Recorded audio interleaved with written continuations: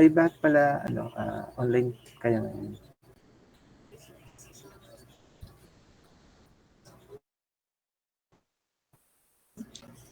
Ano po, sir, yung mga online classes po namin ay kahapon po ay na-discuss na po yung mga dapat po i-discuss. Kaya po, wala po kaming klase dun sa dapat po online classes po namin, sir. Okay. So, gano'n na lang, no? Pag halimbawa, need na online, mag-online na lang tayo. Okay? Halimbawa, conflict sa inyong schedule. Pwede naman, kagaya ngayon.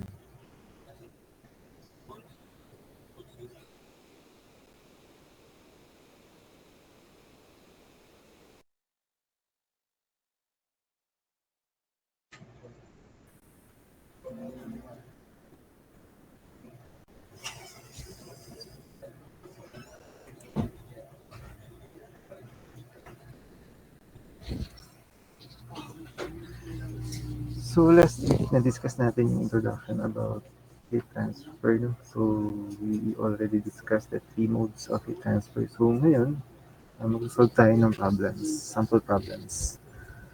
So, our objective for today is first to describe 3 methods of heat transfer. So, we have conduction, convection, radiation. To solve problems relating to mechanisms of heat transfer and yun yung main goal natin, no? To solve problems relating to mechanisms of heat transfer.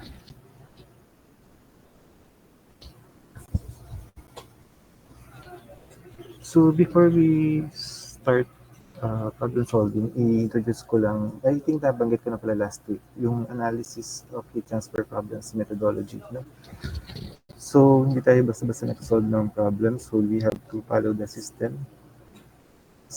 systematic procedure. So we have to, in working with heat transfer problems, you will gain a deeper appreciation for the fundamentals of the subject, so you will gain confidence in your ability to apply these fundamentals to the solution of engineering problems.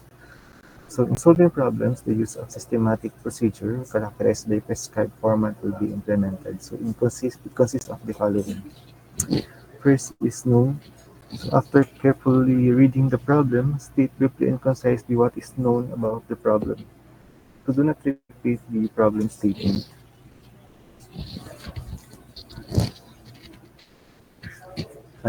State briefly and concisely what must be found. Sa schematic, we have to draw schematic of physical system. So if application of the conversion laws is anticipated, so represent the required control surface or surface by dashed line on the schematic. So identify relevant heat transfer processes by approximately labeled arrow on schematic.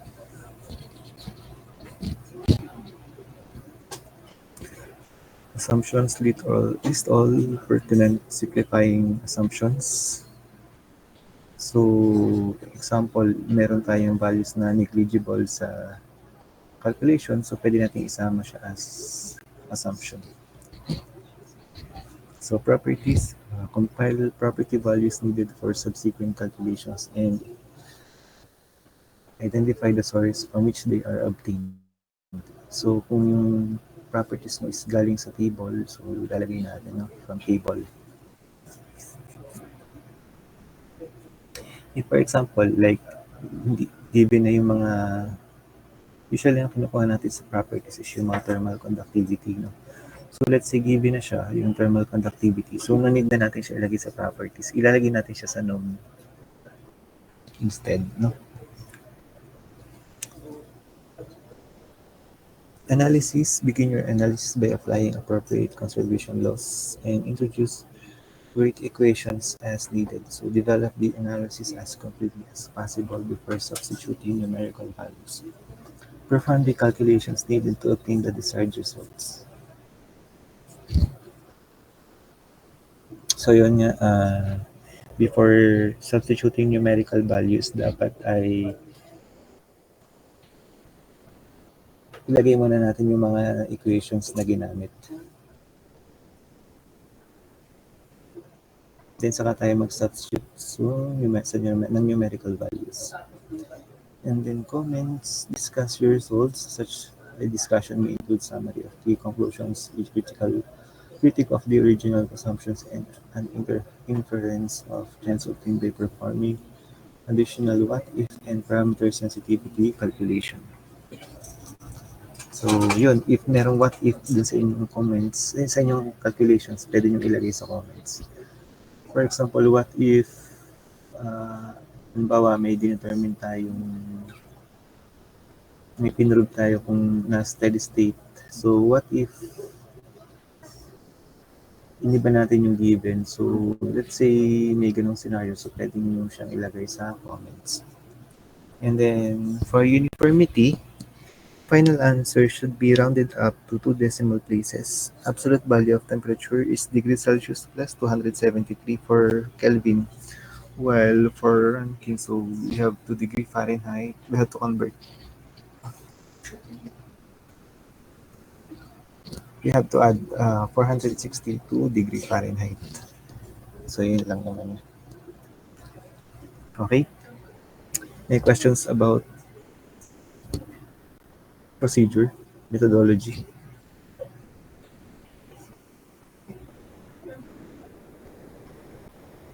Wala naman po, sir. So, thank you. Next, physical origins and rate equations. So, as engineers, it is important that we understand the physical mechanisms which underlie the heat transfer methods or heat transfer modes, and we be able to use the rate equations that quantify the amount of energy being transferred per unit time. For example, Fourier's law, ito yung sa conduction. Ito yung gagamitin nating rate equations or heat transfer rate equations. So Q double prime X equals negative K dt over dx. So X is means, which X means yung direction. No? So, for one dimensional, so we have X direction. Negative K is thermal conductivity. dt over dx is the change of temperature with respect to length or with respect to direction. And then for convection, we have Newton's law of cooling. Q double prime equals H T infinity minus Ts.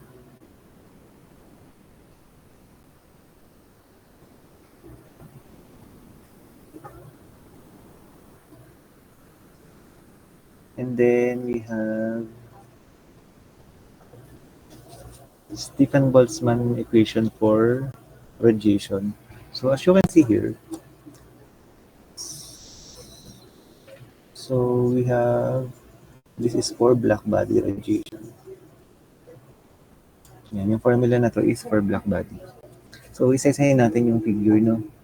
So for instance, sa conduction, we have conduction through a solid or stationary fluid. So meron tayong Q dito. So ito-transfer yung ating heat because of temperature difference from T1 up to T2. Yan. So T1 is greater than T2. So expect natin na magkakaroon ng conduction. So mayroong direct contact between two surfaces. So yan. Ito yung ating rate of heat transfer. So Q double prime equals heat flux.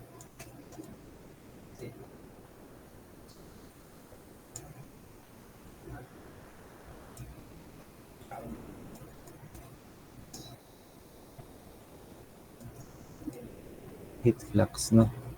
So kapag gusto natin kunin yung Q,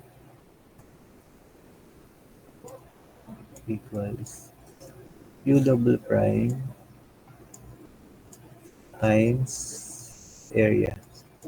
Kasi ang unit ng Q double prime ay watt per square meter. So dapat ang nagiging unit natin is watts pag gusto natin kunin yung rate of heat transfer. So multiply lang natin ng area. And then sa convection naman, so we have here, nagkakaroon tayo ng convection because of the fluid moving here. So, meron tayong heated surface. So, yung TS natin, syempre mataas yung temperature niya, magta-transfer siya ng heat papunta sa air natin or let's say fluid, moving fluid. So, TS is greater than T infinity. So, yung ating heat transfer rate ay equivalent sa H times T infinity or temperature ng surroundings minus temperature ng surface. Or parang baliktad, no? Dapat Ts minus T infinity. Kasi mas mataas yung temperature ng surface. Yan. Dapat makukuha natin value is positive sa heat transfer.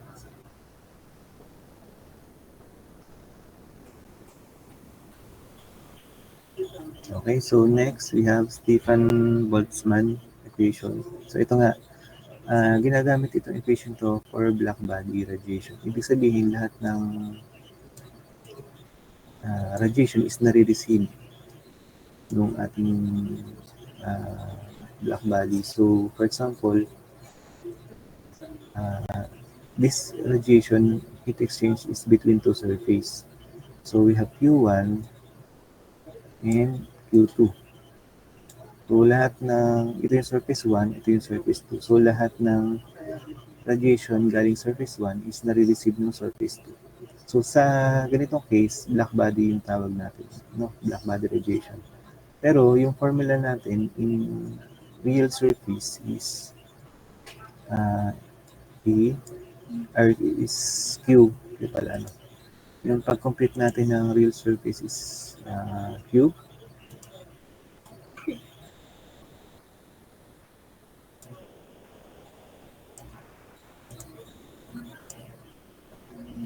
Q equals meron, dahil real surface siya, meron siyang emissive factor or emissivity times sigma or Stefan-Boltzmann constant multiplied by Ts to the fourth, mali, Ts to the fourth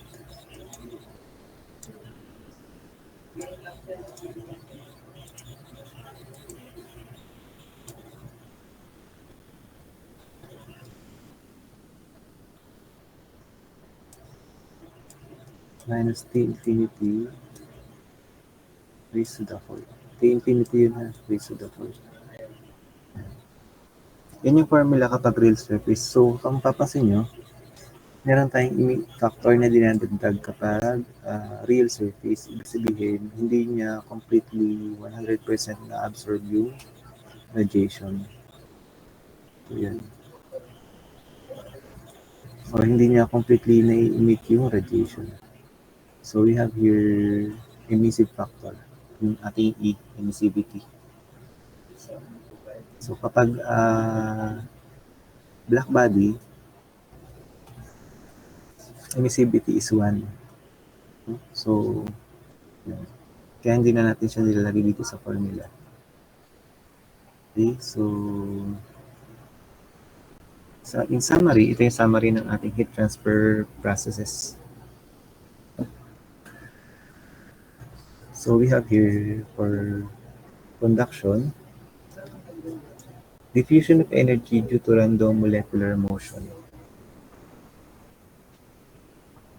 So nagkakaroon ng heat transfer through direct contact. So we have the formula for Fourier's law, which is Q double prime X equals negative K dt over dx in watt per square meter yung unit. So, yung kanyang transport property activity. K in watt per meter Kelvin. So, ito yung Fourier's law.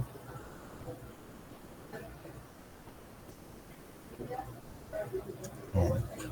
And then, for convection naman, yung Q double prime natin or heat transfer rate, heat flux, or heat transfer per unit area is equivalent to H, which is transport property or heat transfer coefficient multiplied by temperature of surface minus temperature of surroundings. or temperature of air. Newton's law of cooling. Yan, ang ating equation.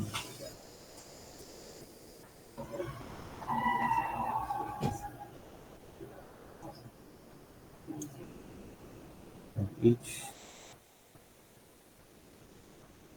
And then, sa radiation naman,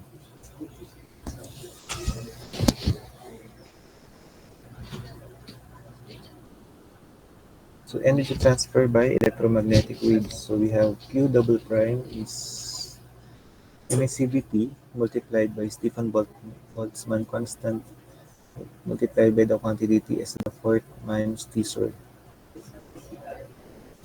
raised to the fourth. So dito, need na natin mag-convert ng temperature from degrees Celsius to Kelvin kasi nire-raise na natin siya sa fourth power. So may isa pang formula ng Q which is dito hindi tayo gagamit ng Stefan-Boltzmann. I mean, mas simplified siya. Mas simplified siya. Dito gagamit tayo ng H instead na Stefan-Boltzmann constant at saka emissivity. Pero yung H makukuha natin gamit yung isa pang formula. So yung HR, no, or yung tawag natin dito ay radiation heat transfer coefficient. So pwedeng ito yung gamitin natin para makuha yung value ng heat transfer natin. So paano ba kinukuha yung so later na lang natin i-discuss kung paano yung pagkuha ng HR, no. So may formula din para dito sa pagkuha ng HR. Yun yung another formula for radiation. Pero yung common na ginagamit natin is ito, yung emissivity multiplied by sigma times Ts raised to the fourth power minus T so raised to the fourth power. Yung HR, ang unit niya is watt per meter squared Kelvin. So, parehas ng convection heat transfer coefficient. Sa isang formula naman ng radiation, yung gumagamit na tayo ng emissivity. Ang value ng emissivity is from 0 to 1. 1 kapag black body radiation.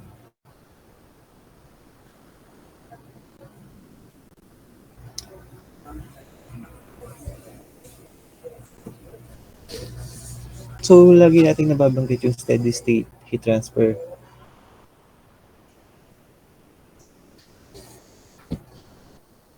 Pero hindi natin alam yung ibig sabihin, no? Kapag steady state, ibig sabihin nun, constant yung heat transfer from throughout the surface. So, kapag ang opposite niya is yung transient. So, pag transient, hindi constant yung rate of heat transfer. Let's say, for example, meron tayong wall. And kung siya ay steady state, so ganyan lang siya. Yung diretso lang Q1, let's say Q1, and then this is Q2. So yung heat transfer ay uniform lang throughout the surface. Unlike sa transient na yung rate of heat transfer ay fluctuating. Yan, fluctuating siya. So at a certain point, dun pa lang siya magiging stable or steady. And then until ma-reach niya yung thermal equilibrium. So di ba after few hours, sabi natin, halimbawa meron tayong hot coffee. After few hours, magiging same na siya ng temperature ng surroundings. Yun yung tinatawag natin ng thermal equilibrium. So sa transient heat transfer, meron fluctuating muna yung heat transfer rate and then at a certain period, dun pa lang siya magiging stable until ma-reach niya yung thermal equilibrium. So yun ang difference ng steady state sa transient heat transfer. So by definition, so if heat transfer is characterized by a constant specific rate of heat transfer, then it is steady state heat transfer.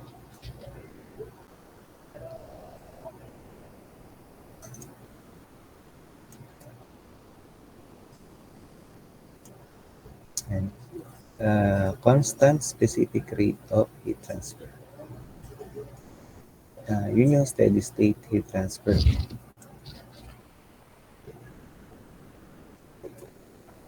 So steady state heat transfer can be a convection, or radiation process.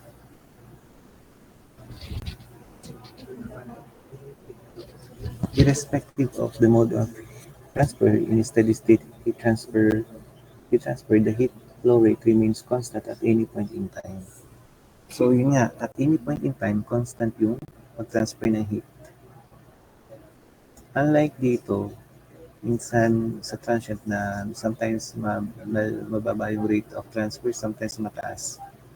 So yan, fluctuating. Ito yung nangyayari in reality. No? So in reality, hindi naman perfect na constant yung pag-transfer ng heat. So may mga fluctuations talaga na nangyayari. Before siya maging stable. So irrespective of the mode of transfer in steady state heat transfer, heat flow rate remains constant at any point in time. So steady state heat transfer can be described in terms of the temperature as the variable. The temperature of the system remains constant over time in steady state heat transfer after thermal equilibrium is attained. So transient heat transfer naman. So transient heat transfer can also be called unsteady state heat transfer. So this type of heat transfer only exists for a short duration of time. So in transient heat transfers, the heat energy transferred through the medium is not constant. So the heat flow rate keeps changing, and because of the varying rates of heat transfer be can be either fluctuating temperature differences over the medium or changes in properties of the medium. Yun, sa transient heat transfer, yung heat flow rate keeps changing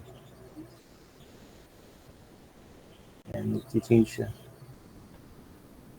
And the cost of varying rates of heat transfer can either be fluctuating. Itong pinakita ko sa inyo kanina, so yun yung fluctuating. Fluctuating siya. Fluctuating temperature difference over the medium or changes in properties of the medium.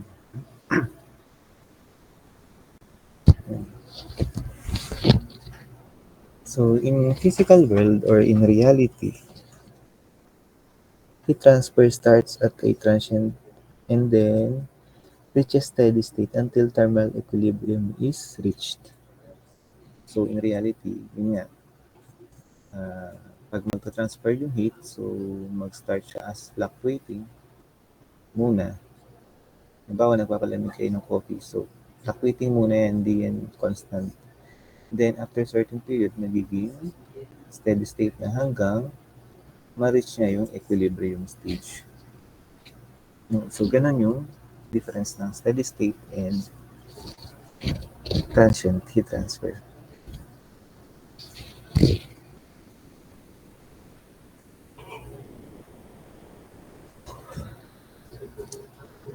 Okay na? Question?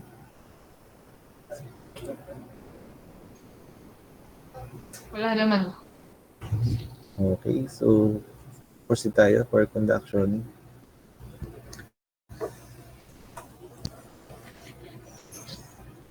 So for conduction, we have this Fourier's law, which is Qx, Q double prime x, or heat flux x, equivalent to K dt. dt over dx is equivalent to, or it's also written as T2 minus T1 all over L. So, since mas mababa yung T2, so negative yung makukuha nating value, no? So, may negative K tayo dito. So, pwede naman natin siyang simplify as negative K T2 minus T1 over L, or K T1 minus T2 over L. So, same lang naman yan, no? Yung delta T is di naman nagbabago. T2 minus T1, or T1 minus T2. No? So, yan. Ito yung ating formula for conduction. T delta T all over L.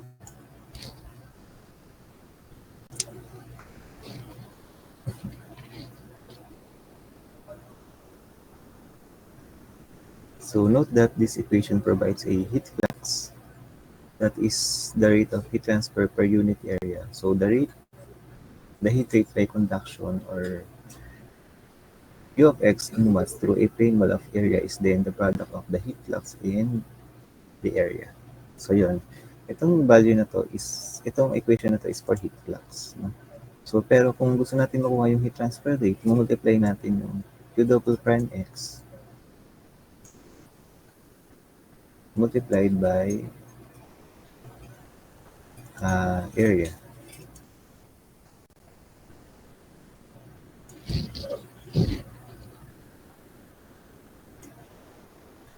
Multiplied by area. So yan yung ating Q.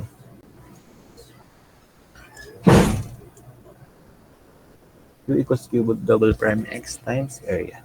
So ito.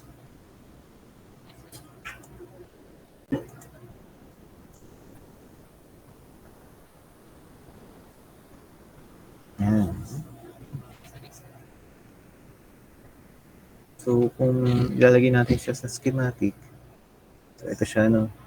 Yung Q double prime x natin dito, magta-transfer ng heat from T1 papuntang T2. So yan. And then yung length natin, ito yung ating kino-consider na distance in x direction. So ito yung dx natin. dt over dx is change of temperature with respect to direction. So yung x direction. And then, ang tawag natin dito is one-dimensional heat transfer by conduction. So kasi isang direction lang, parang itong phase lang na to yung kino-consider natin. And so pag ganyan, one-dimensional tayo.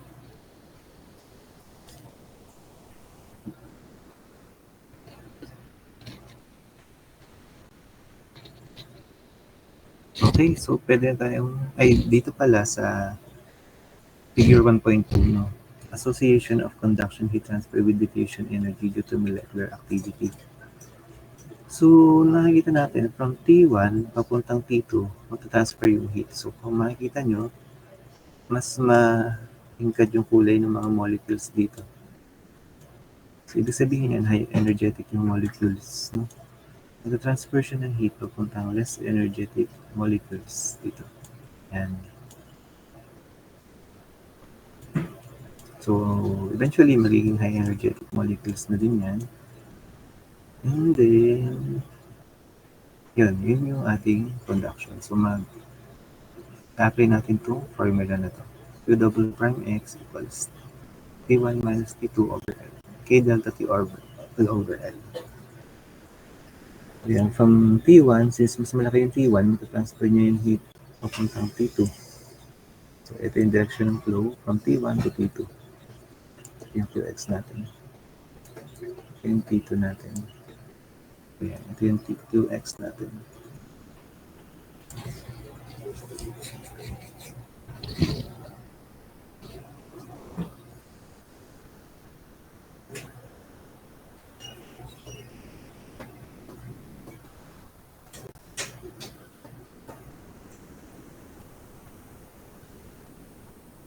So, the example 1, the wall of an industrial furnace is constructed from 0.15 meter thick clay brick having a thermal conductivity of 1.7 watt per meter Kelvin. So measurements made during steady state operation reveal temperatures of 1,400 and 1,150 Kelvin at the inner and outer surfaces respectively. So what is the rate of heat loss through a wall that is 0.5 meter by 1.2 meter on a side?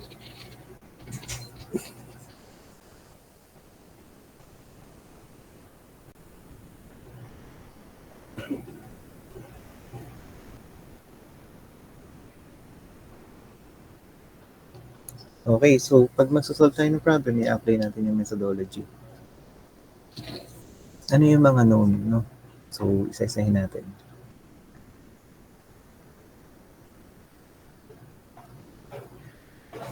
So, the wall of industrial furnace is constructed from 0.15 meter thick. So, given yung length or yung x, yung ating thickness, no? So, given siya. Then, we also have thermal conductivity. So, no need na natin siyang hanapin sa table. Given siya.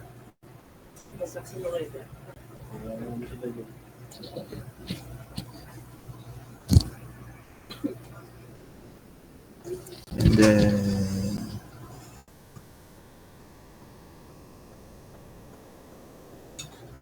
yung given yung surface temperature natin, T1 is 1,400 Kelvin and T2 is 1,150 Kelvin. So, yun yung inner and outer surfaces temperature natin.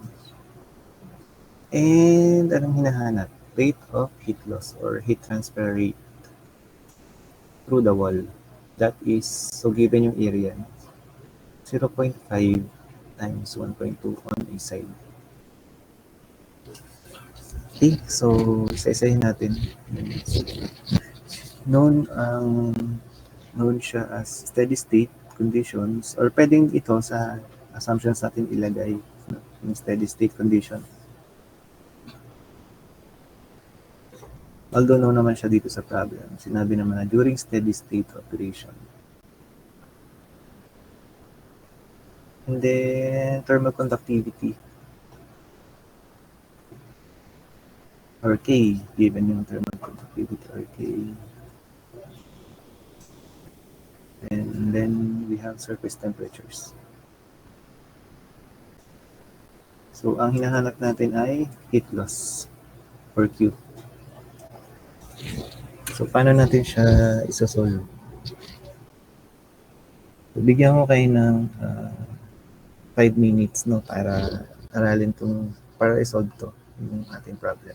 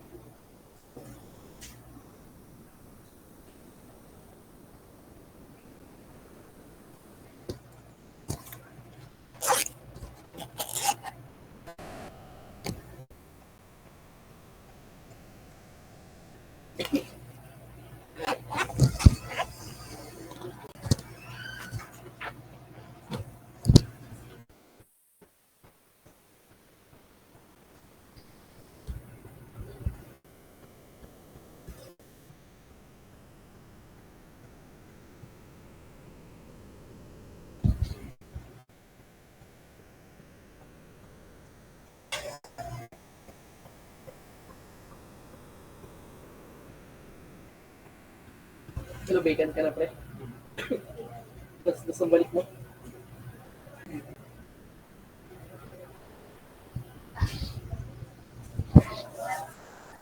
Okay, so paano natin siya ilalagay sa schematic?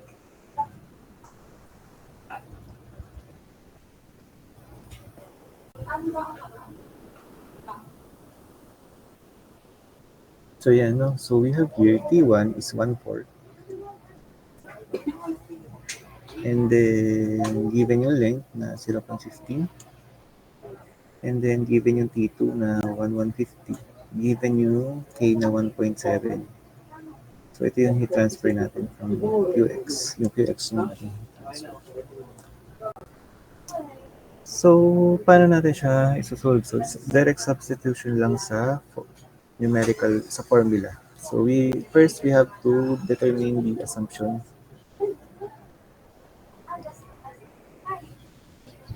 So assumptions natin, steady state conditions, one-dimensional conduction through the wall, constant thermal conductivity.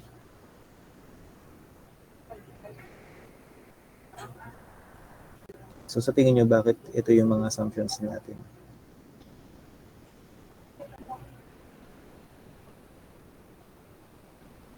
Kasi in reality, hindi naman siya, as I have said before, in reality, hindi siya steady state agad, no? So, fluctuating muna yung heat transfer. So, yan. Hindi siya agad steady state, no? Pero dito, i-assume natin na siya ay steady state. Also, i-assume natin na one-dimensional lang yung conduction to the wall. So, isang direction lang. Ito yung x direction lang yung heat transfer. And then, constant yung thermal conductivity. Pero, syempre, hindi naman, in reality, hindi siya laging constant. No? So, nagbabari siya with respect to heat transfer in a direction. So, magbabari yung conductivity. So, may mga abnormalities minsan yung materials in reality. So, hindi siya nagiging constant thermal conductor. No? May mga spaces din na, for example, sa concrete, so may mga spaces tayo dyan, no, na nakaka-affect sa conductivity ng material. So, yan yung assumptions natin. And then, so since the heat transfer through the wall is by conduction, we will apply the Fourier's law equation. So, we have Q double prime x equals K delta T all over L equals, yung K is given 1.7 watt per meter Kelvin times delta T. Yung delta T natin, pwedeng ay makakompute na natin. So, subtract lang natin yung T1 minus T2. Yung length is given meter, in meter. So, dapat constant yung unit natin ng distance, no? Dapat meter para makancel yung unit. Tapos, I mean, para consistent yung unit, para uniform. Dapat meter. Kung meter to, meter din dapat to. So, paki-double check kung tama po yung value. 2,833 watt per square meter.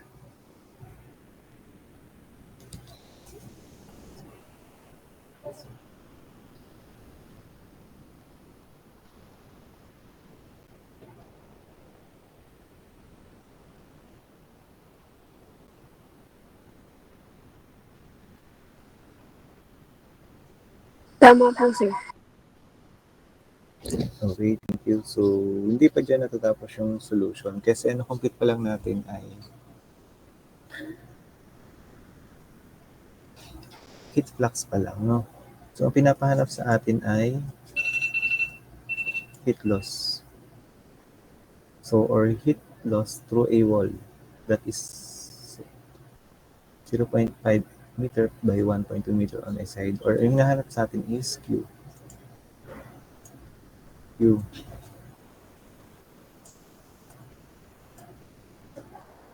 So, para makuha yung Q, multiply natin yung nakuha natin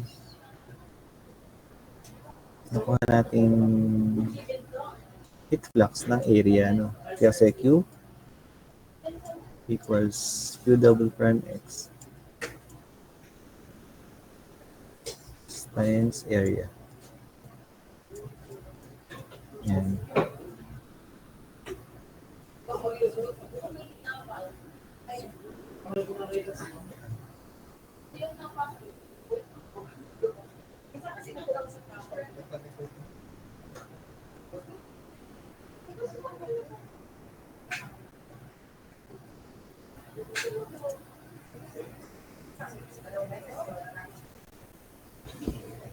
Balikan natin. So, yung area is H times W. In solving for Q, so Q equals HW times Q double prime X equals 0.5 times 1.2 times 2833 equals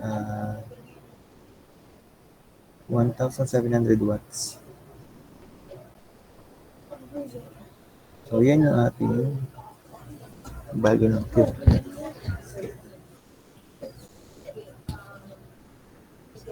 So,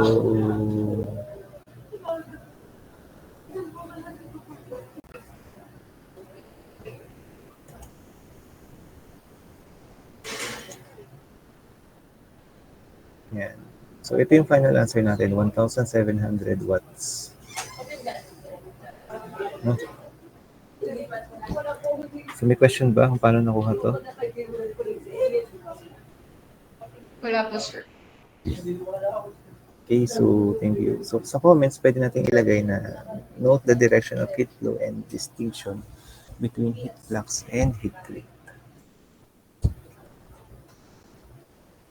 Yes po. Yes, ma'am. Sir, nalilito lang po ako. Bali dun po sa Fourier's law. Paano po namin ma-identify if ano pong gagamitin po naming formula? Sa Fourier's law, isa lang naman yung formula natin.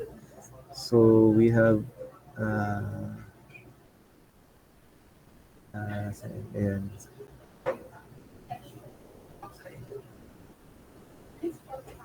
Ayan. Ito lang yung formula natin, K dt over dx, or yung dt over dx natin equivalent sa T2 minus T1 over L, or negative K T2 minus T1 over L, no? So, pwede siyang i-simplify na K delta T over L. So, ito ay QX, Q double prime X. Pero, ang Q double prime X ay heat flux, no? So, ibig sabihin, ang formula niya, ito kasi siya, Q double prime X equals Q of X over A. So, dun sa problem, ang kailangan natin makuha is Q over X, Q of X, or yung heat loss. Ito kasing heat flux ay equivalent siya sa heat loss or heat transfer per unit area. So, para makuha yung heat transfer or QX equals Q double prime X times area.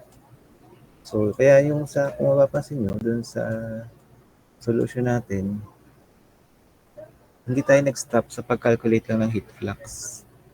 Kasi ang heat flux nga is heat transfer per unit area. Pero ang kailangan sa problem is heat loss. Ito, heat loss yung kailangan sa problem, or heat transfer mismo, no? Or heat transfer rate. So since ang nakuha lang natin ay heat flux, itong 2,833 lang, ang unit niya is watt per square meter. Hindi pa ito yung ating final answer. Kailangan makuha natin yung mismo heat transfer rate. So yung area naman natin is makukuha natin. So given naman yung width tsaka height. So, multiply lang natin yung nakuha nating value ng area, which is 0.5 times 1.2. So, times yung ating heat flux na 2833. Ito na yung magiging value natin, 1,700. So, ito yung ating QX. Magkaiba yung QX at Q double prime X, no? Okay, so nagets po kaya yun? Opo, sir. Okay na po. Thank you po. Okay. So, sa next natin, next example. So, yun, pwede natin ilagay sa comments. Note the direction of heat flow and distinction between heat flux and heat rate. So, kayo na bahala kung anong gusto nyo ilagay sa comments. So, pwedeng i-discuss nyo din dito na since we are looking for heat rate or heat loss, we have to multiply the heat flux with area. So, pwedeng sabihin sa comments na gano'n. So next is heat. Next problem is yung heat flux pa din. So the heat flux that is applied to the left face of a plane wall is Q equals 20 watt per square meter. So the wall is of thickness L equals 10 mm and of thermal conductivity K equals 12 watt per meter Kelvin. So if the surface temperatures of the wall are measured to be 50 degrees Celsius on the left side and 30 degrees Celsius on the right side, those steady state conditions exist. Ayan. So yan, no? So dito, given yung heat flux sa left face ng plane. And then, hindi natin sure kung sa right side ng plane ba ay consistent yung heat flux. Kasi kung consistent siya, ay steady state siya. No? Pero kung hindi, ay hindi siya steady state. So, yun yung dapat nating malaman. No? So, bigyan ko kayo ng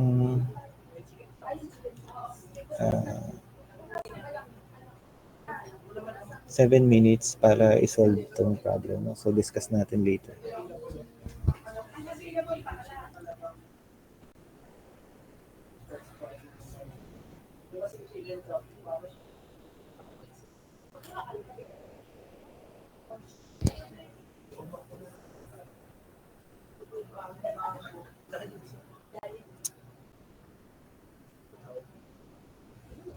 Lamig.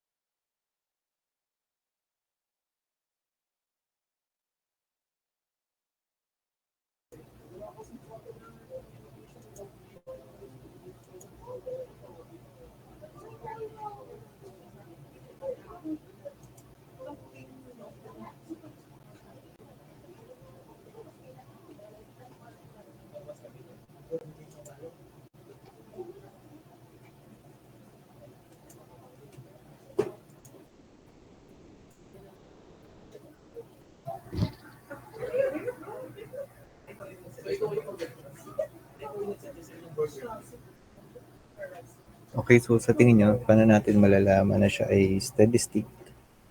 Paano natin ma-verify?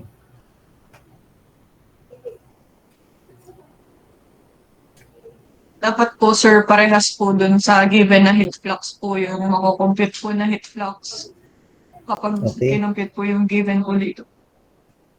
Okay, thank you. So tama, no, dapat parehas yung heat flux na makuha natin. So based dito, yung known natin ay heat flux, wall thickness, yung since heat flux siya, no, so walang given area, no, walang area. So heat flux, wall thickness, thermal conductivity, and surface temperature. So ito yung mga known. So find do steady state conditions exist. So yun yung ating i-determine. So sa schematic, so given yung, pwede dito natin ilagay yung mga values, no? T1 is 50, T2 is 30. Yung K natin, meron akong typo error dito. So dapat ito ay 12. Yan, 12. And then, ano pang given? Yung QX natin ay 20 watt per square meter. So, yun yung dapat na heat flux natin kung siya ay steady state, no? So, all throughout the surface. Then, given yung length na 10 mm. Yan. So, calculate natin yung heat flux, no? So, we have here, yung assumptions natin lagi naman ito, steady state conditions, one-dimensional, and constant thermal conductivity. For analysis, we have, since the heat transfer through the wall is by conduction, so the heat flux may be determined from Fourier's law using the Fourier's law equation. So we have, yun nga, yung Fourier's law natin. So if steady state, so Q in should be equal to Q out is equal to Q conduction.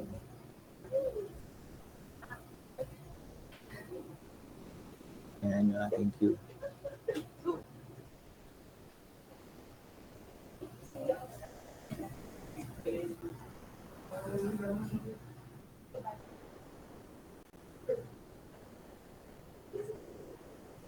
So applying for this law, Q plus negative K dt over dx, or dt over dx equals T2 minus T1 over L. So we have here negative K T2 minus T1 over L, or K delta T. K times T1 minus T2 over L. So same lang siya. Then substitution. So ito na yung makukuha nating Q. So we have here, ito ay Q double prime dapat.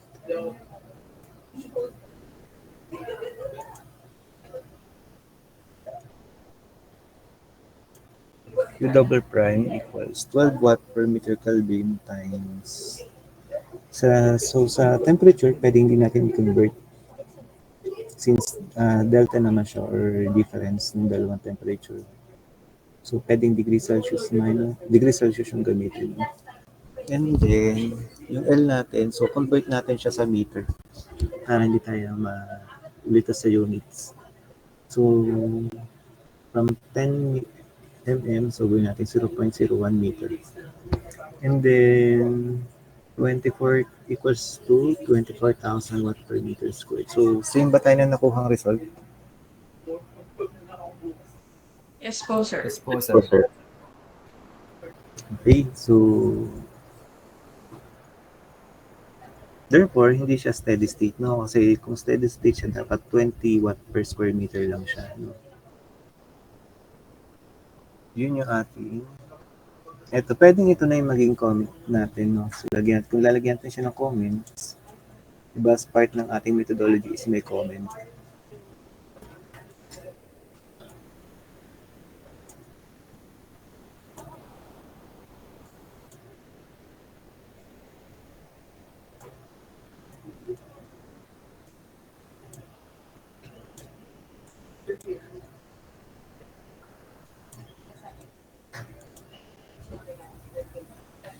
So it is not steady state since the heat flux given on one side is only 20 watt per square meter. So to verify a steady state condition, check how the temperature difference would really be. Ano dapat temperature difference niya? So ma-determine natin using the formula. No? So i-rearrange lang natin. Delta T yung ating hahanap. So ito, pwedeng additional calculations na lang to. No? So, pero yung ating conclusion, yung dapat nating ma-determine is kung siya ba ay steady state. So since napatunayan natin na hindi siya steady state, so and ito na yung ilalagay natin sa comment. And additionally, pwede tayong mag-verify ng kung ano ba yung dapat na value para maging steady state. So pwede na siyang maging part ng comment. No?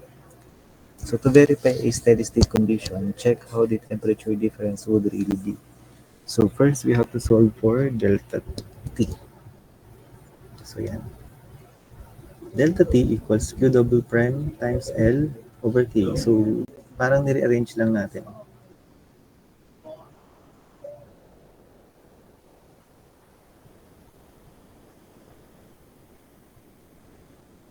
Galing dito.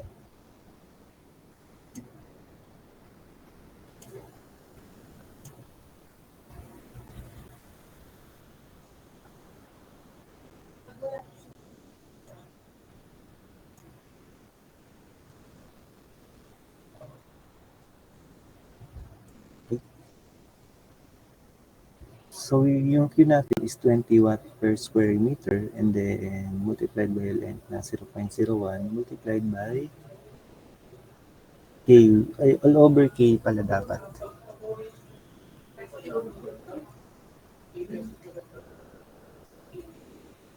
Over, ay, mali.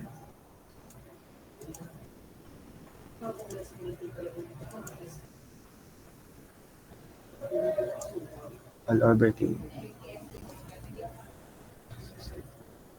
So, ang ano na compute nyo? Pakisolve nga po ng delta T. 2.4 po, sir. 2.4 yung delta T. So, tingnan natin kung tama si ma'am. So,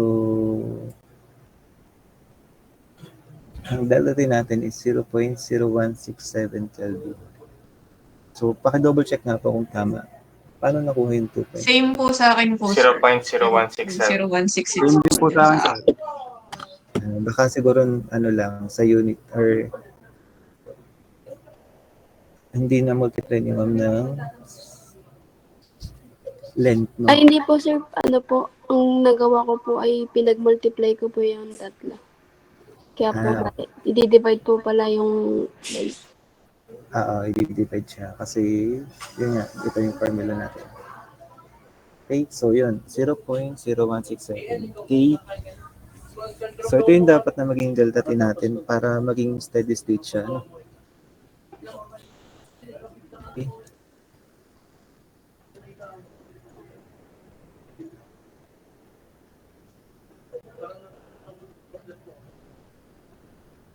Okay, may question po kayo dito sa conduction? Sa introduction ng conduction. None so far po. Okay, next is convection. So sa convection, convection heat transfer mode is comprised of two mechanisms. So in addition to energy transfer due to random molecular motion or diffusion, energy is also transferred by bulk or macroscopic motion of the fluid. So dalawa, no? Kapag meron tayong molecular motion, for example,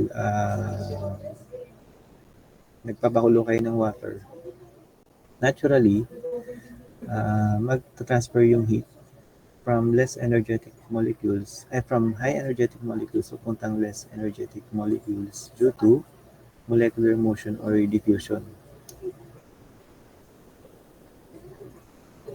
Ay, ang tawag pala natin doon is molecular motion or diffusion. So,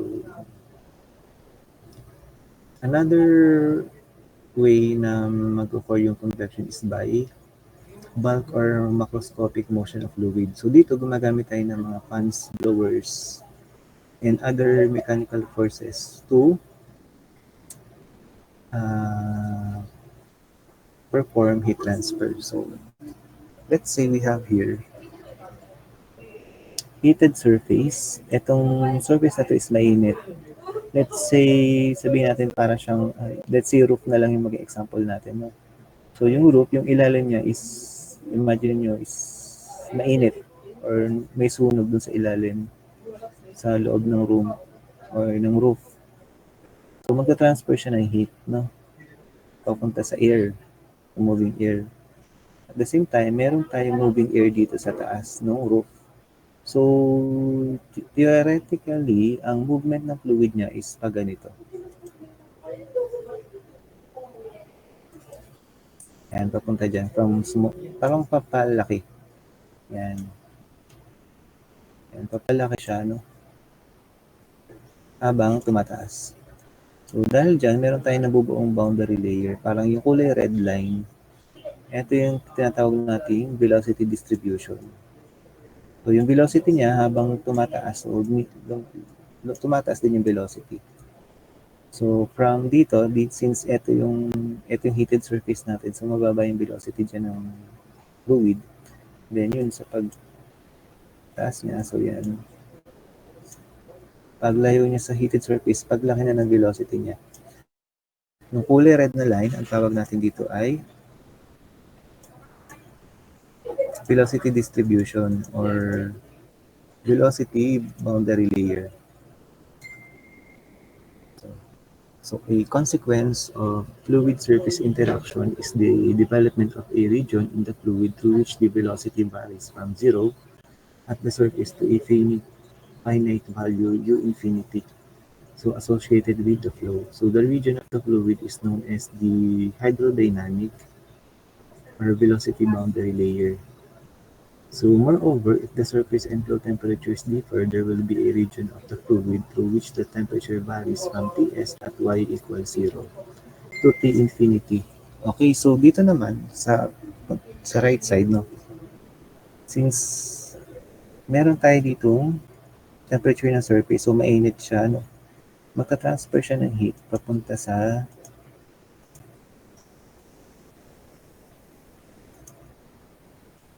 air natin or sa fluid natin. So, dahil dyan, meron tayong mabubuong temperature distribution line. So, yan.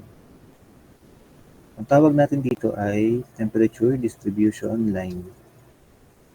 Yan, yung red na yan, no?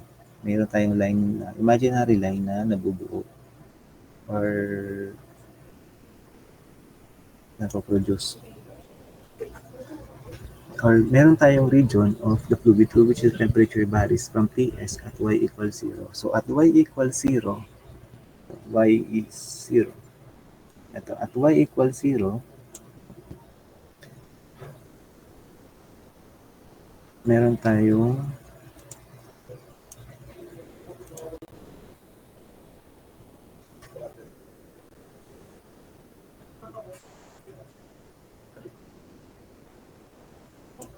so, at y equals 0, meron tayong flow ng temperature. So, ito yung Ts natin papuntang T infinity. So, yan, yung red line na yan, yun yung nabubuo. Ang tawag natin dito ay thermal boundary layer.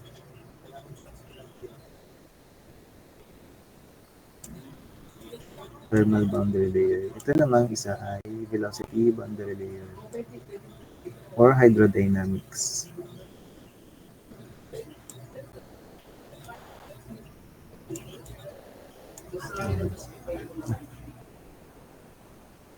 So, yung nakikita nyo sa screen, ito yung boundary layer development in convection heat transfer.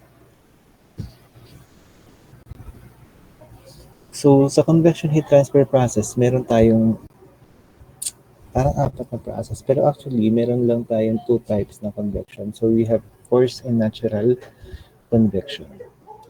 So, dito, regardless of the nature of the convection heat transfer process, the appropriate trig equation is of the form Q equals HTS minus T infinity. So, ito yung ating Newton's law of cooling. No? And,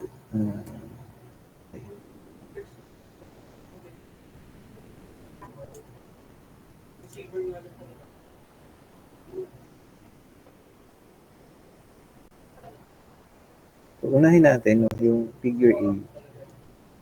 So, dito gumamit tayo ng mechanical means or force para magkaroon ng heat transfer.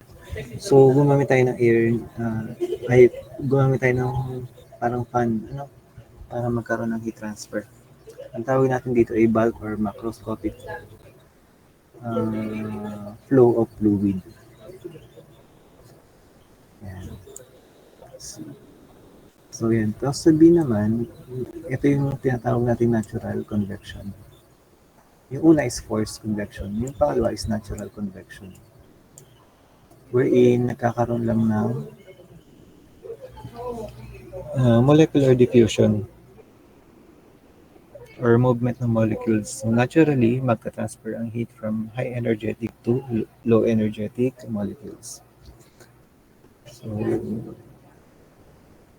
ito palang example na to ay hot components on printed circuit boards. So naturally, lalamig naman siya, no? Through natural convection. Pero, mas mapapabilis kapag ginamitan ng force.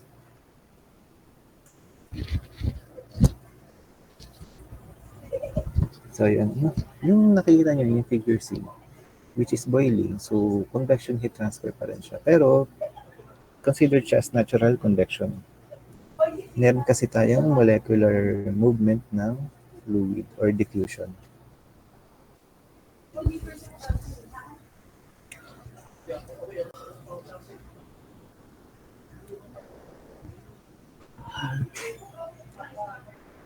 And then, yung D, yung figure 1.5D is what we call decondensation.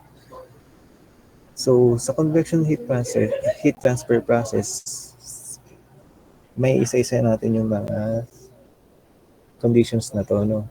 So, madidiscuss natin siya in detail after ito ng midterm, I think. Midterm exam. So, yun, no? Meron tayong 4 na processes. We have forced convection, boiling, and condensation.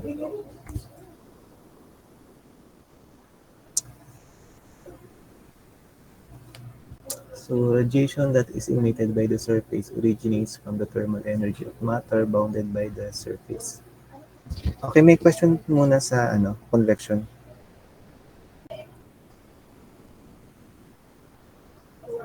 None so far po, sir. Okay, so proceed tayo sa radiation.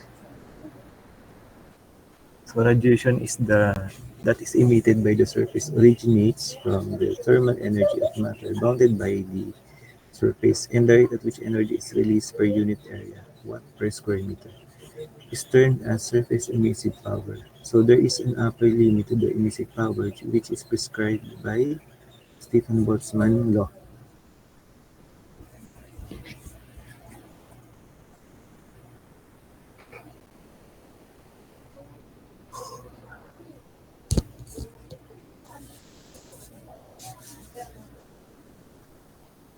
Okay, so yung radiation natin ay nag-originate sa thermal energy ng matter bounded by the surface.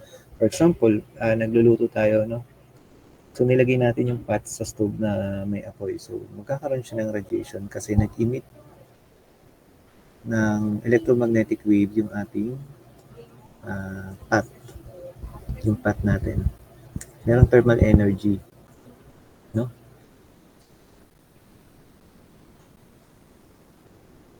So, yung rate at which energy is released per unit area is what we call the surface emissive power. So, yung pag-release ng heat energy galing dun sa pot, for example,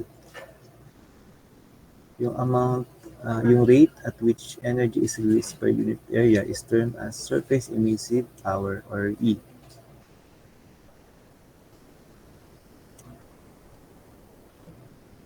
So, ito yung formula niya, no? So, kapag black body, meaning lahat ng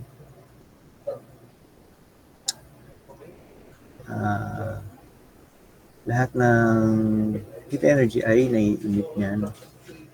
Or na-absorb. So, such surface is called ideal radiator or black body. So, lahat ng heat ay nararadiate niya, no? 100%. So, wala tayong emissivity, no? Kasi siya ay ideal black body. So, where T is the absolute temperature in Kelvin and yung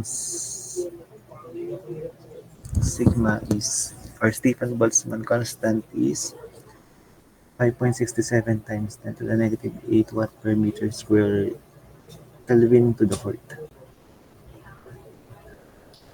So the heat flux emitted by the real surface is less than that of a black body at the same temperature and is given by yun. Kapag black body, ito yung yung ating real surface na, hindi sabihin, yung nai-emit ng real surface ay mas mababa kaysa sa black body. Meron tayong emissivity na ginagamit. So, emissive factor, no? Yan.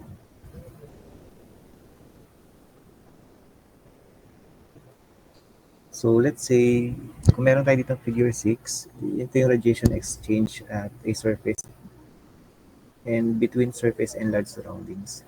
Okay?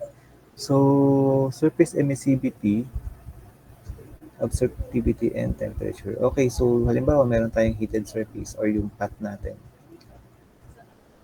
Magpo-produce siya ng electromagnetic wave or dahil dyan magkakaroon tayo ng heat energy, yung E natin. So kung black body, lahat ng E ay matatransmit niya. Pero kung hindi siya black body or real surface, meron tayong emissivity factor na i-multiply. Yung G, nakikita niyo yung G, no? Ito naman yung na-absorb ng ating object or ating body. For example, meron tayong bukod sa energy na nire-release natin, may na-absorb tayo galing sa araw. Halimbawa, araw or other source. Halimbawa, nagluluto kayo, nagsasamgit kayo sa labas, no? Meron kayong nai-emit na energy, yung path, so may electromagnetic wave doon. Nai-emit niya yung energy papunta sa surroundings. At the same time, meron nare-receive yung object na yon na energy galing sa outside source like sun or others. So yun. Ito yung G natin or G absorb. Ito, merong absorptivity tayo na kinoconsider. So yun. At the same time, laging kapartner ng radiation ang convection. Kasi magta-transfer ng heat. Meron kasi tayo ditong gas na nag-circulate. So, basta merong involved na gas na medium, magta-transfer yung heat papunta dyan. And yun, kaya lagi tayo may kapartner na convection kapag may radiation tayo. So, dito naman sa kapag large surroundings naman yung pinag-uusapan natin, dito, yun nga, involved na yung ating convection. And at the same time, so hindi talaga may emit ng 100% yung radiation, no? So may mga losses. So yung pure radiation natin is total siya ng nai-emit at saka or net siya, net, hindi pala siya total, net ng nai-emit versus na na-absorb ng body. So, ang kung kino-consider natin dito is yung body natin ito. So, meron siyang nare-receive at na-absorb. So, pag tinotal natin yung net niya, yung net mong nare-receive at na-absorb, yun yung ating radiation, pure radiation. Yung convection naman given na meron, no? Ano, alam na natin yung i-emit niya, no, na E. Ito, yung sigma Ts to the fourth kapag black body. Kapag real surface naman, emissivity sigma raised times Ts raised to the fourth. Paano naman kapag yung na-absorb niya yung G? Yung formula ng G is ito. Sigma T so raised to the fourth. Ayan.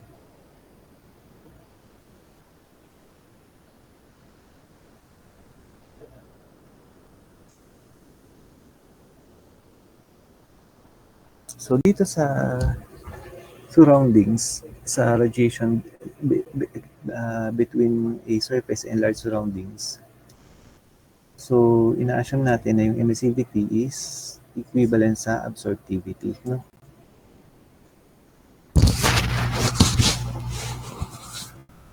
So, meron.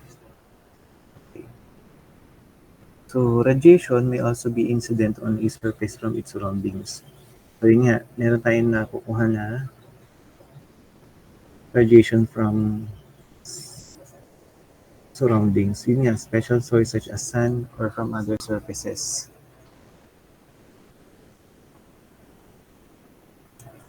Pwedeng galing sa sun or from other surfaces to which the surface interest is exposed.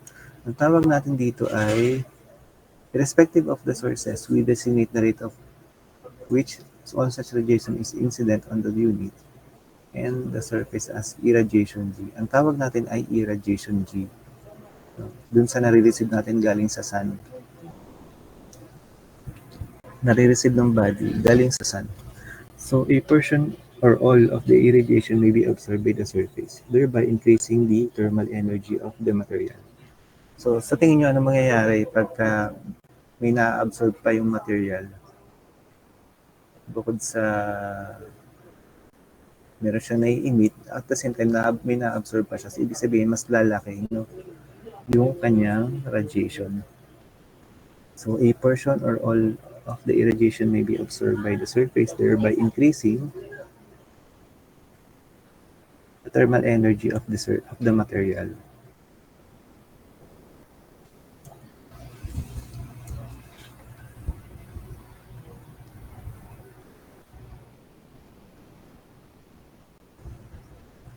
Okay, so yun. The rate at which radiant energy is absorbed per unit surface may be evaluated from knowledge of surface radiative property termed the absorptivity alpha.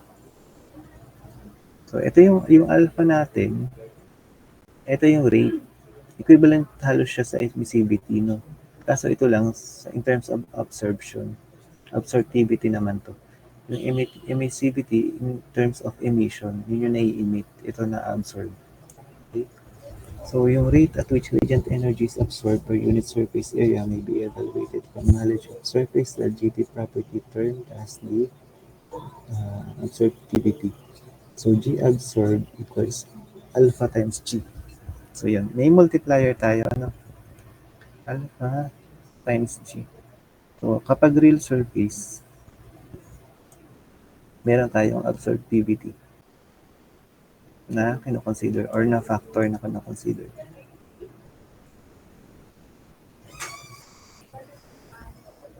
Ang value ng absorptivity is nare-range from 0 to 1.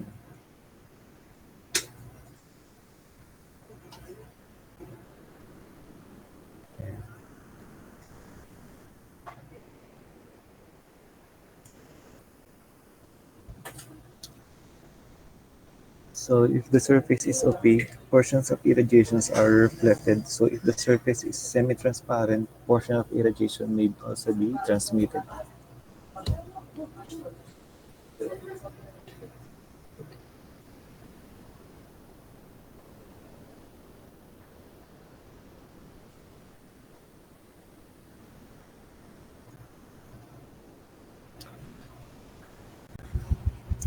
So yun.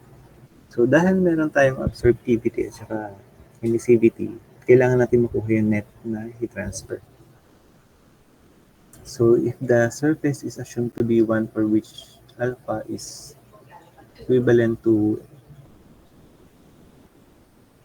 or yung absorptivity is equivalent to emissivity natin, yung net rate of radiation heat transfer from the surface is expressed per unit area. So ito yung, kaya meron tayong ganitong formula. Kasi ito yung net radiation heat transfer na nare-receive at saka naibibigay or nai-emit ng object or ng body. So yun yung net, no? May na-absorb kasi yung body, meron din siyang nai-emit at the same time. So kapag kinuha natin yung pure radiation niya, ito yung formula natin. So sinimplify lang natin, no? So we have Q over A, or heat flux is Q over A equals emissivity. Ito yung ating nai-emit. Ito naman yung ilaless natin yung na-absorb. So totally, meron tayong net na ito. Ito yung formula natin, emissivity times sigma, or Stefan-Boltzmann constant times Ts to the fourth minus T squared to the fourth. So yan na po yung formula natin ng radiation.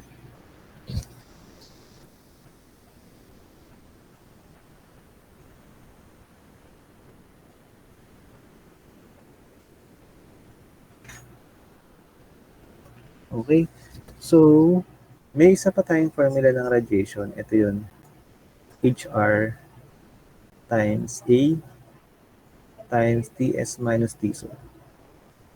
So dito naman, instead na gumamit ng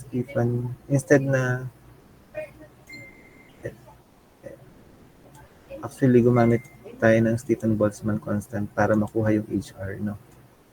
So pero instead na itong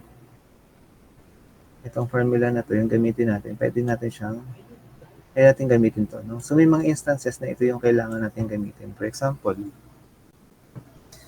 given ang radiation heat transfer coefficient na HR, so dun pa lang makukompute na natin yung pure radiation, no? Depende sa given, no, kung ano yung maging given. So mas convenient ito kapag given yung HR, or heat transfer coefficient. So minsan naman sinosolve natin yung HR. For example, ito yung formula natin para ma-solve yung HR, or radiation heat transfer coefficient. Yan. So we have here HR equals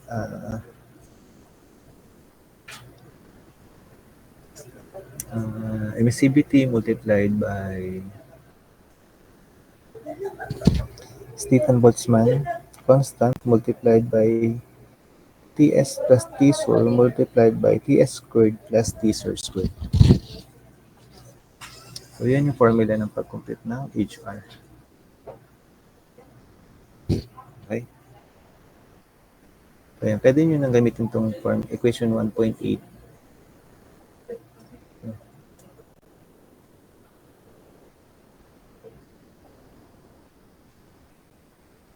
Okay, so yan lang yung tatandaan natin na equation.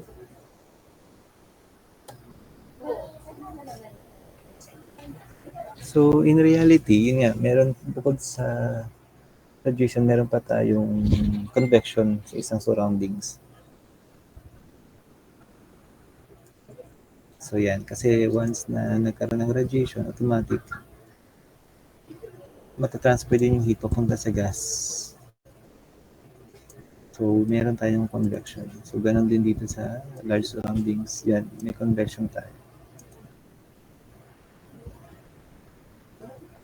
So the surfaces of figure 1.6 may also simultaneously transfer heat by convection to adjoining gas. For this condition, the total rate of heat transfer from the surface is then ito.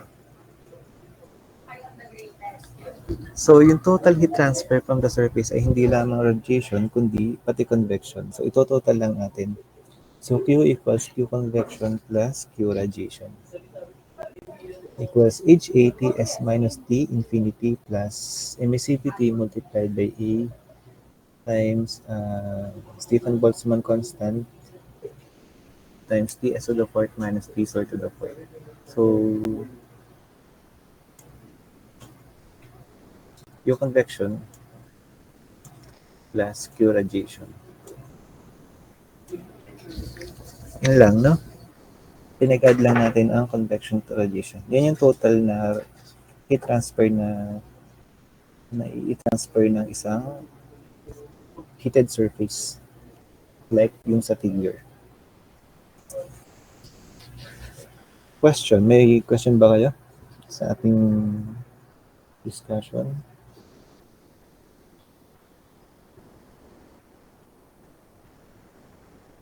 Nakaka-observe pa ba? Na-observe pa?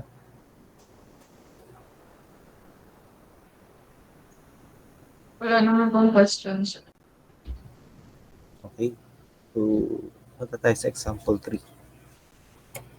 So, an uninsulated steam pipe passes through room in which the air and walls are 25 degrees Celsius.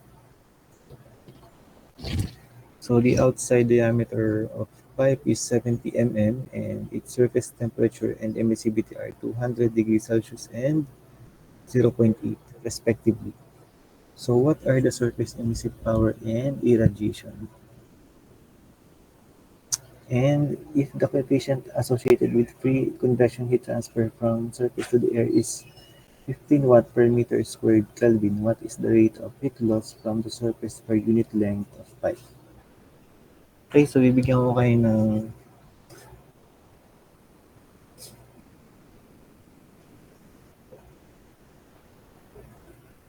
mm,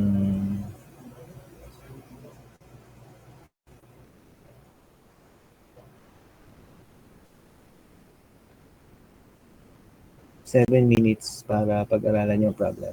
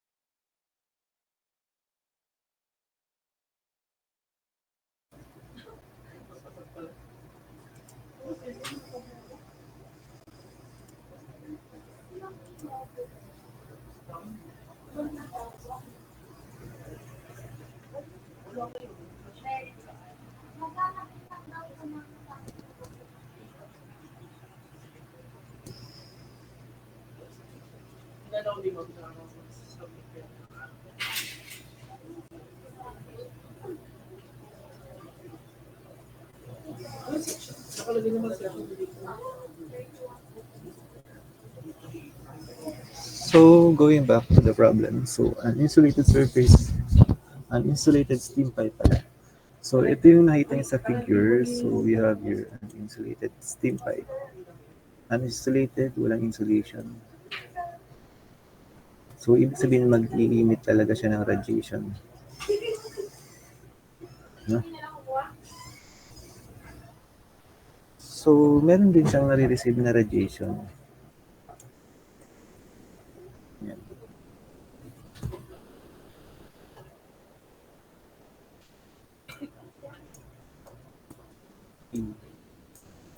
See. So, the outside diameter of the pipe is given 70 millimeter, no? And surface temperatures are given also 200 degrees Celsius. 200. And then emissivity 0.8.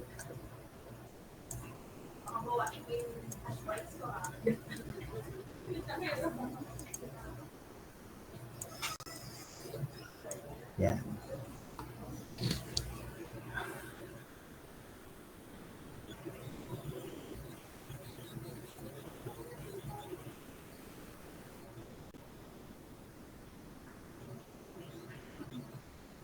So what are the surface emitted power and irradiation? So if the coefficient associated with free conversion heat transfer from surface is 15 watt per meter squared Kelvin, what is the rate of heat loss from the surface per unit length of pipe? So parang ang hinahanap dyan is tatlo bale. No? So meron tayong emissive power, irradiation. So emissive power, irradiation. At the same time, meron tayong Q. Q convection. And Q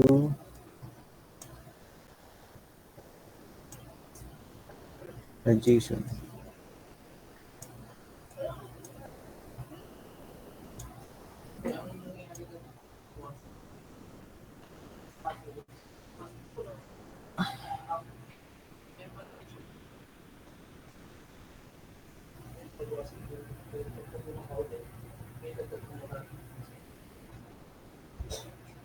Okay, so yan.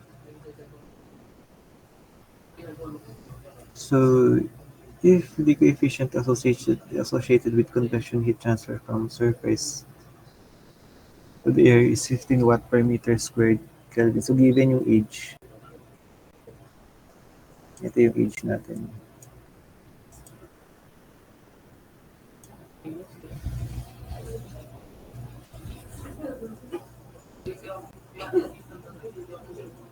So, makukompute na natin yung rate of heat loss from surface per unit length. So, by the way, kapag sinabi natin surface heat loss, rate of heat loss from the surface per unit length,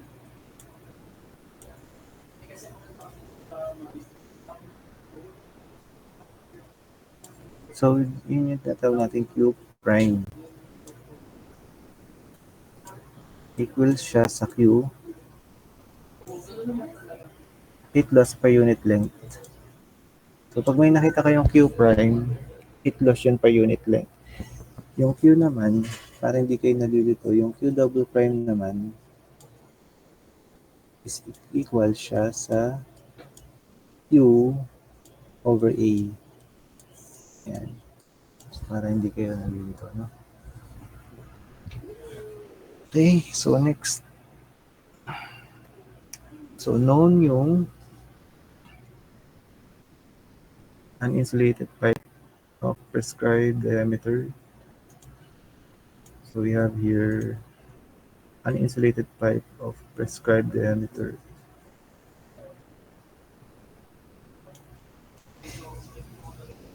Emissivity and surface temperature in a room.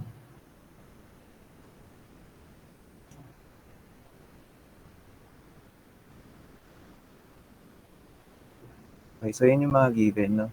And then, pinapahanap is surface emissive power, yung E natin, at saka yung G, or irradiation. Also, hinahanap din yung Q over L, or pipe heat loss per unit length.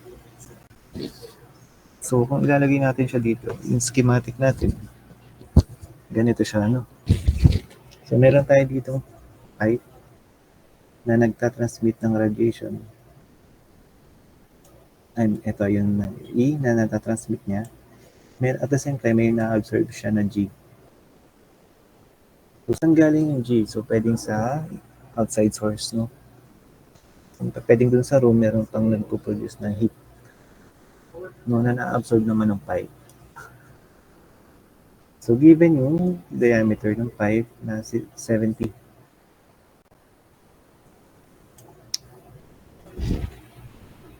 Given surface temperature ng surroundings na 25 degrees Celsius.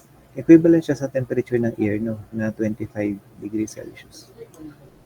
Given din yung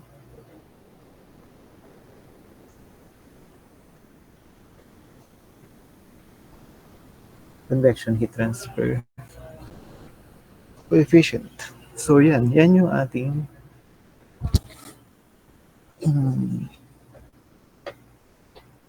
yan yung ating schematic. Given din yung surface temperature ng pipe na yan, mataas siya, no, 200. So definitely magta-transfer talaga siya ng heat papunta sa air. No? 0.8 yung emissivity. So yan, ganyan tayo gumawa ng schematic diagram.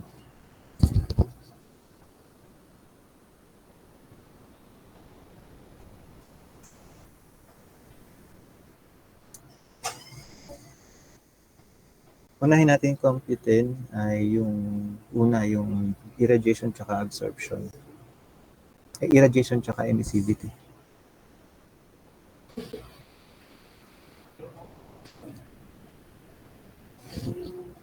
So, steady state, assume natin na siya ay steady state condition.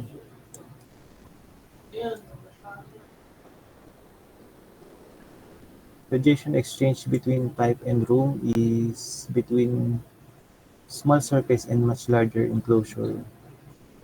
And surface emissivity and absorptivity are equal. Ito yung mga assumption natin. Yan.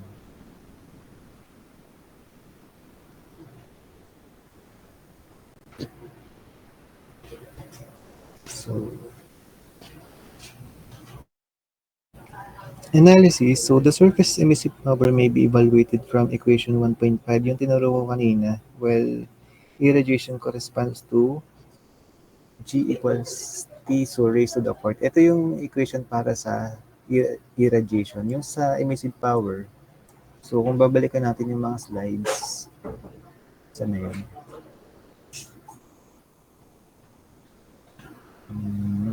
Ito. Ito yung formula na. So, makakompute na natin.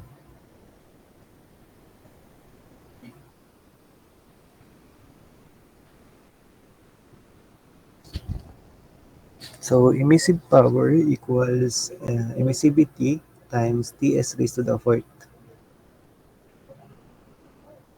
Yung ating irradiation is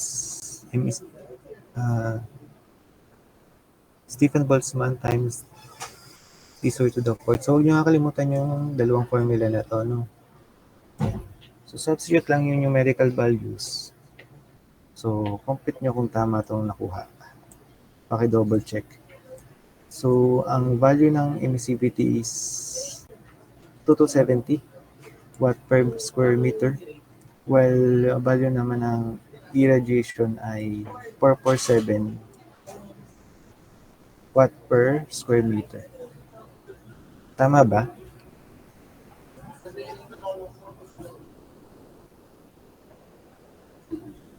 Opo, sir. Yes po, sir. Okay. So dito, kinonvert natin yung Kelvin, ay yung degree Celsius sa Kelvin, no? Kasi nire-raise natin siya sa fourth power. So dito rin, no? So ito yung 200 degrees Celsius. Ito naman yung 25. So dito, huwag kayong malilito, no? Ang ginamit na temperature dito is yung temperature ng surface kasi yun yung nag-i-emit ng radiation. Well, dito, ang ginamit na temperature is temperature ng surroundings kasi yun yung dun galing na-absorb na radiation sa surroundings, no? Kaya 25 degrees Celsius. So ito yung mga umpit natin na irradiation tsaka emissive power.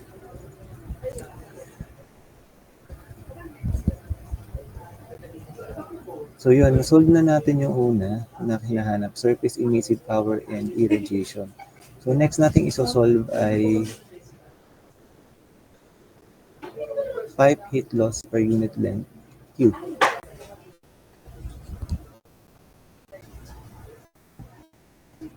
So yun, paano kukunin yung Q? So combination siya ng convection tsaka radiation, no? So Q equals convection plus Q radiation. Q convection plus Q radiation.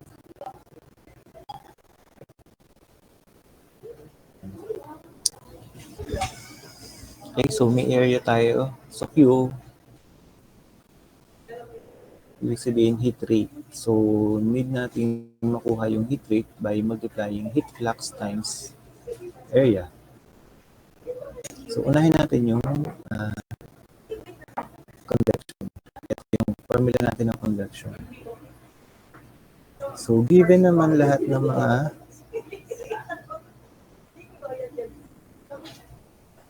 parameters natin, so meron tayong heat transfer coefficient, meron tayong makukuha natin yung area given kasi yung diameter.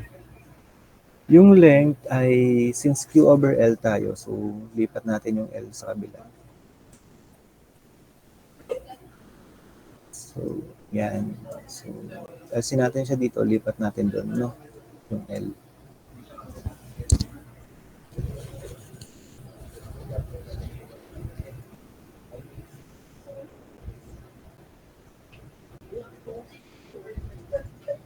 And then, Ts minus T infinity.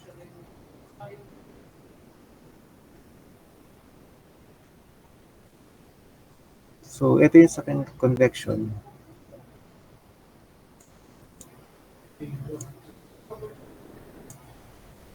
Check mo nga yung succeed naman dyan.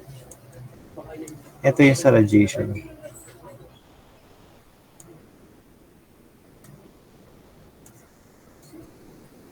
Yan. Convection tsaka radiation. So yan, ito-total lang natin ng convection plus radiation. So therefore, substitute natin. Paki-double check kung tama yung value ng convection.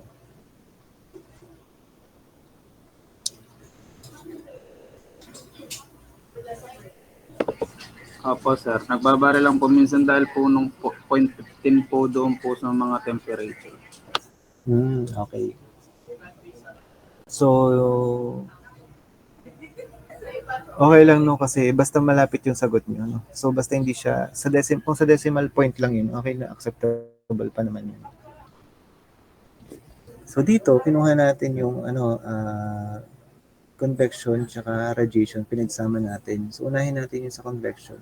So ito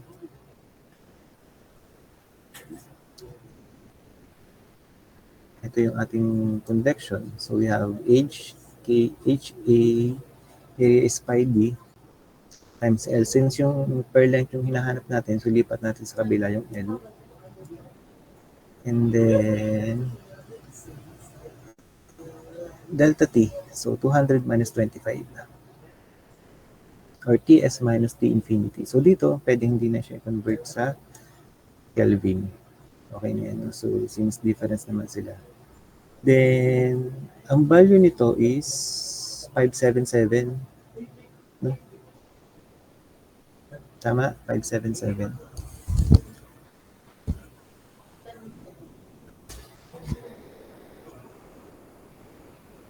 Tapos, yung radiation natin is ito. Substitute lang natin, given yung 0.8 na emissivity, given siya, given yung area, yung Stefan Boltzmann constant naman is laging ito yung value niya. So, constant. And then, given yung dalawang temperature, which is yung Ts natin na 200 degrees Celsius. So, convert natin siya sa Kelvin para maging 473 kasi i-release natin sa fourth power. So, same sa temperature ng surrounding sa 25. Kelvin to the fourth. Makukuha natin yung value ng 421 watt per meter yung unit. So, ingat lang kayo sa unit, no? Dapat ay consistent. Yung pag-exam natin is 998. So, ito rin ba yung na-complete nyo? 998 watt per meter.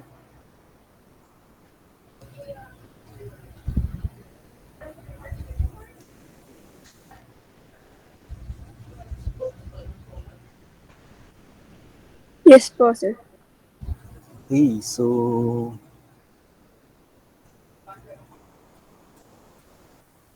yun no, so parang direct substitution lang naman siya. So una, kinuha lang natin yung irradiation at saka emissive power. Tapos yung pangalawang hinahanap ay heat loss per unit length. Kaya Q over L or Q prime. Tapos, sa comments, pwede natin ilagay na note that the temperature may be expressed in units of degrees Celsius or Kelvin when evaluating the temperature difference for a convection or a conduction heat transfer rate. However, temperature must be expressed in kelvins when evaluating a radiation transfer rate. So the net rate of radiation heat transfer from pipe may be expressed as... Okay, so kung kanina, di ba nakuha natin itong value na to? 421 para sa radiation. Itong value ng itong 421, ito yung radiation natin gamit yung formula na to, no? Yan. So, kasi sabi natin, yung ating radiation ay net ng absorption at saka emissive power. Net siya ng irradiation at saka emissive power. So, kung gagamitin natin yung formula ng, kung i-analyze natin, pwede natin gamitin gamit yung nakuha nating value ng emissive power tsaka irradiation, no? So, di ba meron tayong given na formula kanina? So, ano lang natin, kunin na lang natin yung net. So, di ba meron tayong na-compute na E at saka G? So, may multiply lang natin ng absorptivity. Equivalent naman siya sa emissivity. Kasi sabi natin, yung daw ating Q radiation ay net ng emissive power tsaka irradiation. So, pag pinagsama natin, pag pinagsubtract natin, ito yung makukuha natin value. 421. Equivalent siya dito sa value na nakuha natin dito na 421. Nagets po ba? Yes po, sir. Okay, so yun lang yung ating radiation.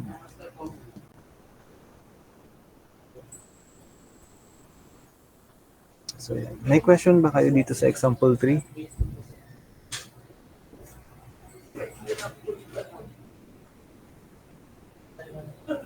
Wala naman po ako, sir. Okay, so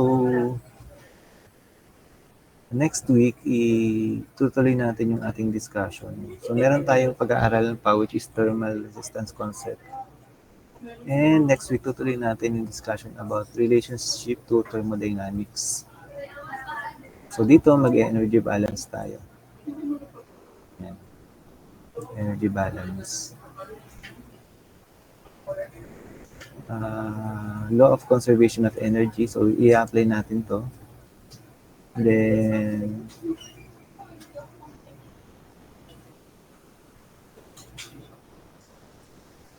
so yun. Mag-energy balance tayo next week. Tuloy natin yung discussion. Tapos, after nito, so may mga examples pa rin tayo. No? So, bibigay ko sa inyo yung problem set, yung unang problem set next week. No? So, yun.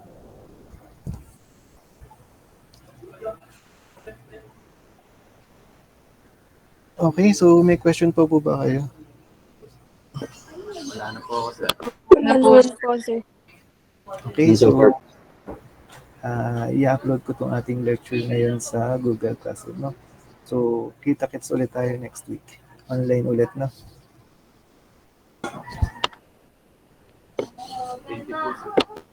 Thank you po, sir. Thank you po, sir. Thank you. Thank you. Thank you po, sir.